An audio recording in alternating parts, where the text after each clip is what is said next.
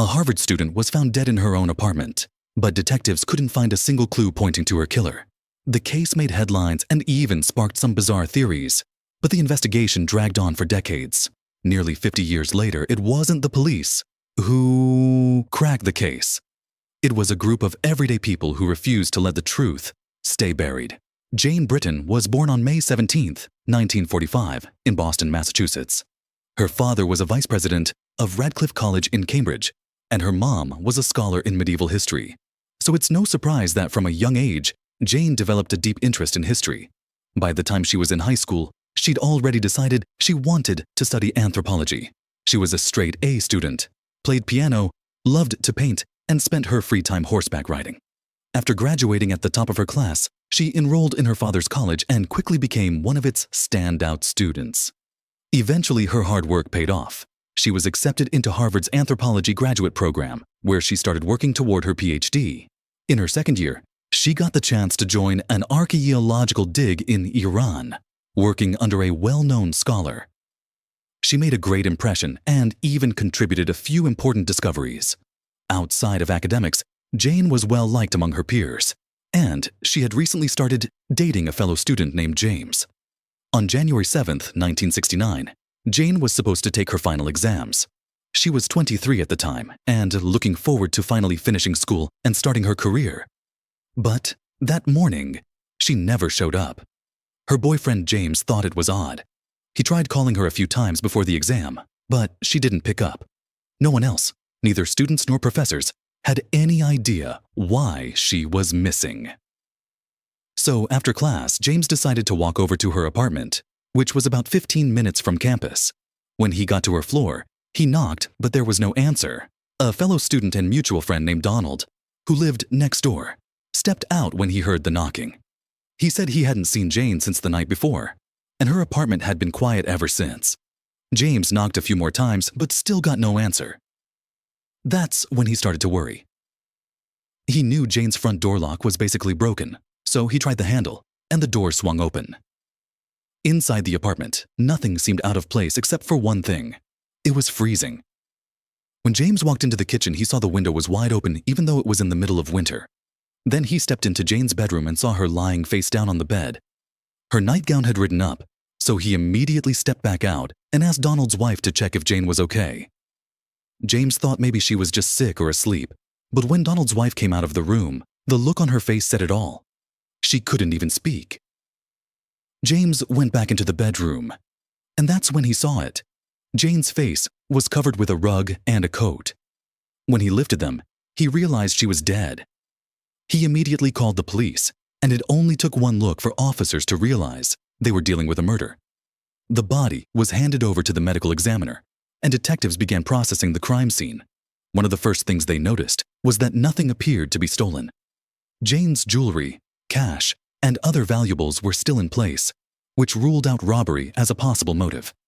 There were also no signs of a struggle, which made investigators think the killer might have caught her off guard, possibly while she was sleeping.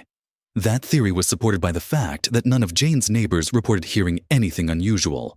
The autopsy revealed that Jane had been struck multiple times in the head with a heavy object, likely a hammer or a rock.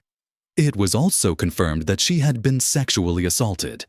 After speaking with Jane's boyfriend, police learned that the night before, the two of them had gone out to dinner with some other students and then went ice skating. James said he walked her home afterward and left around 11:30 p.m. Donald and his wife told investigators that about an hour later, Jane stopped by their place for a quick glass of cherry wine, and that was the last time anyone saw her alive. According to the medical examiner, she had likely been killed about 10 hours before her body was found, meaning the attack must have happened not long after she returned to her apartment. The apartment didn't give detectives much to work with. Crime scene techs found a few fingerprints that didn't belong to Jane's friends or neighbors, but they couldn't match them to anyone in their records. As for how the killer got in, police had a couple of theories. For one, Jane's front door lock hadn't worked for a while, so someone could have just walked right in. But there was also another way. Jane's window locks were just as unreliable as her door. And even though she lived on the 4th floor, there was a fire escape right outside her apartment. so anyone could have climbed up and slipped in through the window. That theory seemed more likely. After detectives talked to everyone in the building and found a kid who remembered hearing noises on the fire escape that night. But there was one problem. He said it happened around 9 p.m. But Jane didn't get home with her boyfriend until almost 11:30. Another witness came forward and said he saw a man running away from the building around 1:30 in the morning. He didn't get a good look at the guy, just remembered that he was about 6 feet tall and had an average build. That account seemed a little more promising since the timing lined up with the estimated time of the murder, but without more detail, there wasn't much police could do with it. Still, based on both witnesses' statements, detectives began to think the killer might have climbed the fire escape around 9 p.m., then waited there for hours until Jane came home. Donald also told police something interesting. Earlier that evening, before Jane got home, he had gone into her apartment to use her fridge, where he and his wife kept some of their groceries. He said everything looked normal at the time, which meant the killer either hadn't come in yet or had been waiting outside on the fire escape. It was also possible that the first witness simply got the timing wrong. Still, detectives couldn't rule out another possibility. Maybe none of this had anything to do with the murder at all. They found out that residents in the building often left their windows open even in winter because the heating was way too strong. By the next morning, news of Jane's murder had spread all over the university, and it didn't take long before the story made headlines across the country. Police were under intense pressure. Students at one of the nation's top universities were scared to be on campus while the killer was still out there. And pretty quickly, a new theory began to take shape. What if the person responsible was a fellow Harvard student? There was a pretty unusual reason behind that theory. Investigators had found a reddish powder on Jane's body and in her room, something that looked like ochre or iron oxide. One of the professors explained that in some ancient cultures, especially in places like Iran where Jane had recently been, it was tradition to sprinkle this kind of powder over the dead. That led to speculation that the killer might have been another anthropology student, someone who not only had that kind of knowledge, but possibly even traveled to Iran with Jane. Supporting that theory was the fact that nothing in her apartment had been stolen, not even cash, suggesting the motive might have been personal. Police weren't totally sold on the idea, but they couldn't ignore it either. Detectives made a list of around 100 students and faculty with anthropological backgrounds and checked out every single one, but it got them nowhere.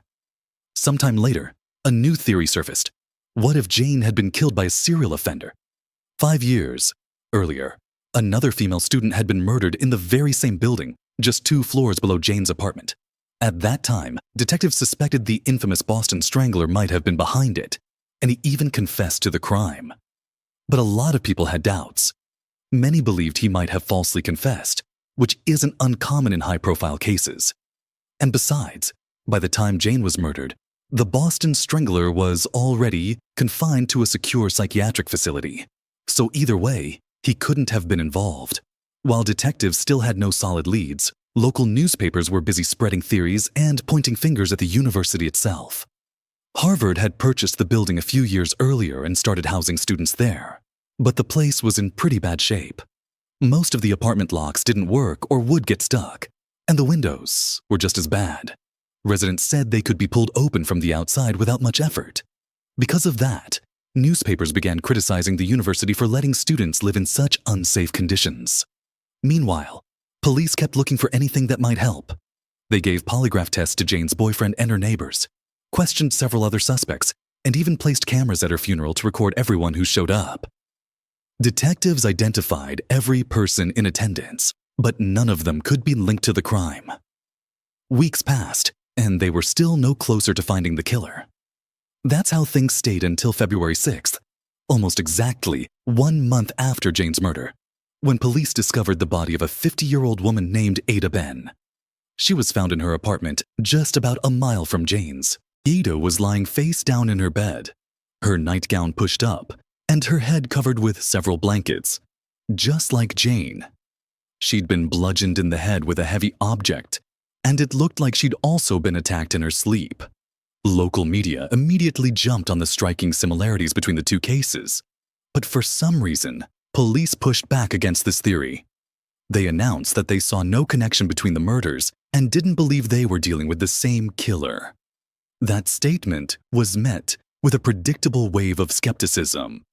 Most students and locals were convinced that a serial predator was out there and that he could strike again at any moment. But just like Jane's case, investigators found no solid leads, and the second murder investigation soon went cold too. There were no new developments in Jane's case, and eventually, it was shelved. Over the years, detectives revisited the file from time to time, but each attempt led nowhere. At one point, the local police department handed the case over to the state police, who launched their own investigation.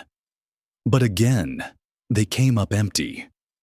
In the late 80s, when DNA analysis was becoming a standard tool in forensics, detectives decided to revisit the physical evidence. That's when they found a set of samples collected from Jane's body. The lab managed to isolate a small trace of semen, likely from the suspect, but it wasn't enough to build a full DNA profile. Years later, once the FBI's national DNA database came online, analysts searched for a match, but nothing came up.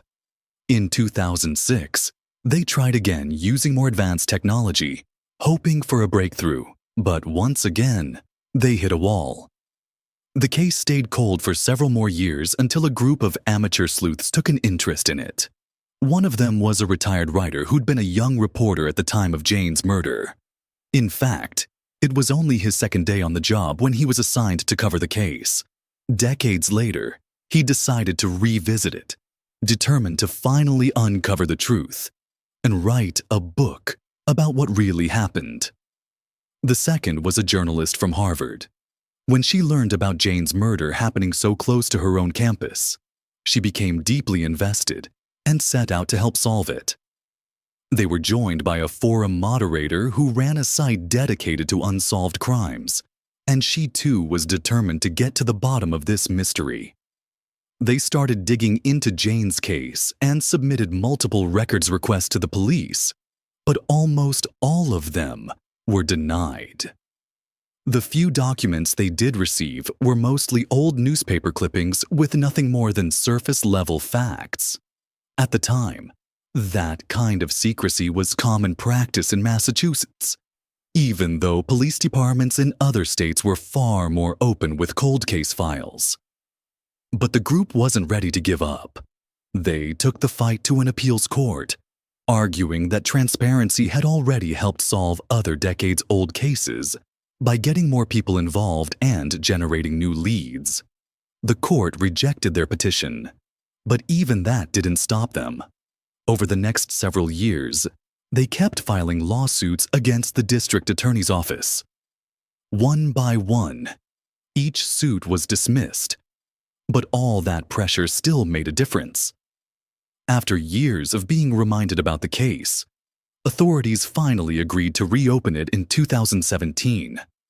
Experts took another look at the biological evidence from the crime scene, and this time, they managed to extract a somewhat stable DNA sample.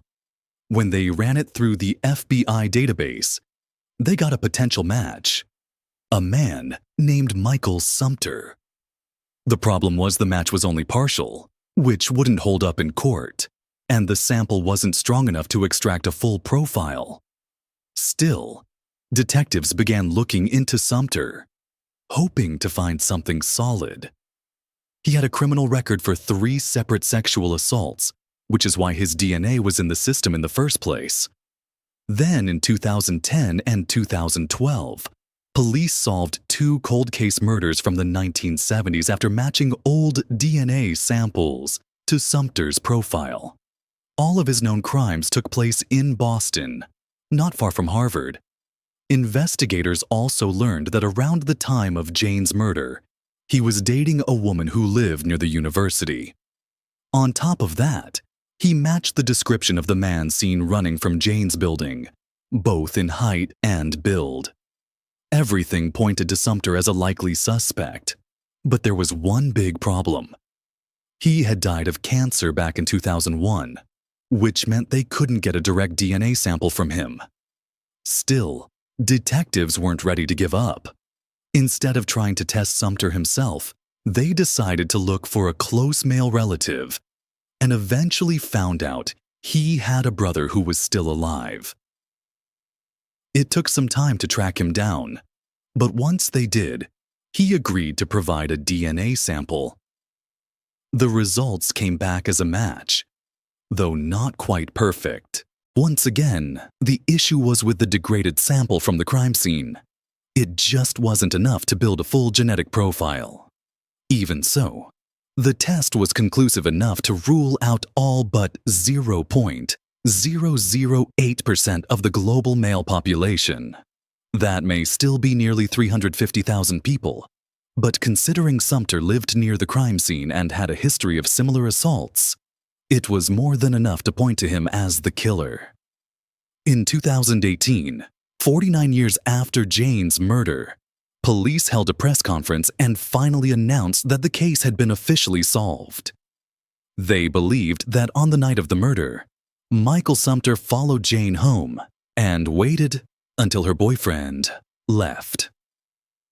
Then he climbed up the fire escape, came in through the kitchen window, and attacked her with the intent to assault. As for why the DNA match wasn't made until 2017, detectives had a simple explanation. Sumter's DNA had been in the system for years, but the sample from Jane's case was so degraded that earlier technology couldn't get a strong enough profile to even find a partial match. It was only with newer, more sensitive equipment that they were able to make the connection. In the two other murder cases linked to Sumter, full DNA profiles had been available, making those matches easier to confirm. Police were never able to link him to the murder of the second woman found a month later. The problem was there was no usable DNA from that crime scene, so detectives couldn't say for sure. But given the eerie similarities between the two cases, many believe Sumter was responsible for that one too. As for the reddish powder found in Jane's room and on her body, something that sparked theories about ancient burial rituals, police believed it was most likely just pigment from the paint she used in her artwork. There was no evidence it had anything to do with the murder itself. In the end, Jane's case was finally closed, even if it took nearly 5 decades. And much of that was thanks to the small group of citizens who refused to let her story be forgotten and pushed the police to give the case another look. Share your thoughts on this story in the comments section, and don't forget to press the like button if you enjoyed my video. Thank you for watching.